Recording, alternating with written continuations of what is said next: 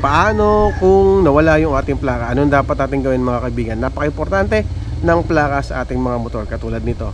Ito ay isang beses lang ini-issue ng LTO. Paano kung nawala or nanakaw ang ating plaka? Ano ang dapat natin gawin?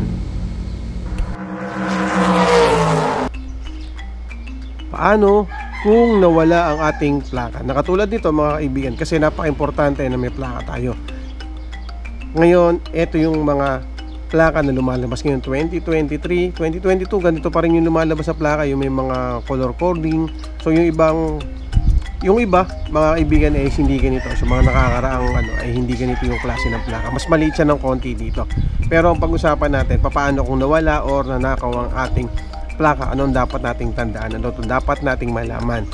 Una, dapat tayo magpagawa ng affidavit of loss, kasi napaka-importante na meron tayong affidavit of loss, kasi alam nyo mga kaibigan, pwedeng gamitin sa masama ang ating plaka.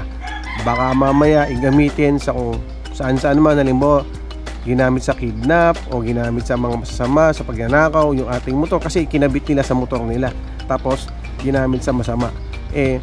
Yon ang pinakamasakit kapag nawala yung ating plaka. Ngayon, kung meron ka ng affidavit of loss, kailangan mo siyang dalhin sa LTO at kailangan mo magbayad doon para magkaroon ka ng temporary plate. Mga kaibigan, yung temporary plate, pwede kang magpagawa nun kahit saan dito sa atin, sa inyong lugar, na may nakalagay dito na yung original na plaka mo kulay, o yung mismo nakalagay mo, eto sabihin natin ito ay 150, halimbawa lang 150, kung ano may nakalagay sa plaka mo, kung tanda mo yun.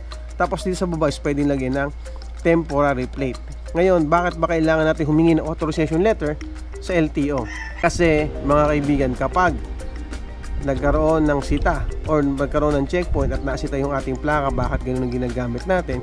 Meron naman plaka na nakalagay, may plate number naman nakalagay, pero hindi yung gamit mo yung LTO na plate. May papakita tayo ng authorization letter galing sa LTO at resibo na katunayan ay binayaran mo yon at nagpagawa ka ng bagong temporary plate, kasi napaka-importante na mayroong ganun para legal po tayo. Kasi kung hindi ka gagawa nun, pwede kang mahuli at pwede kang matikitan. Mahigit 5,000 din po ang multa nun mga kaibigan. So yun mga kaibigan, ulitin ko lang mga kaibigan na kung nawala ang ating plaka, kailangan natin magpagawa ng affidavit of loss, pumunta sa LTO, magbayad, humingi ng resibo at humingi din ng authorization letter galing sa kanila para hindi tayo mahuli. Okay? So yun lang mga kaibigan na ulit ko, ingat tayo palagi, kasi alam nyo naman na may pamilyang nag-aantay sa atin. Bye-bye. Thank you.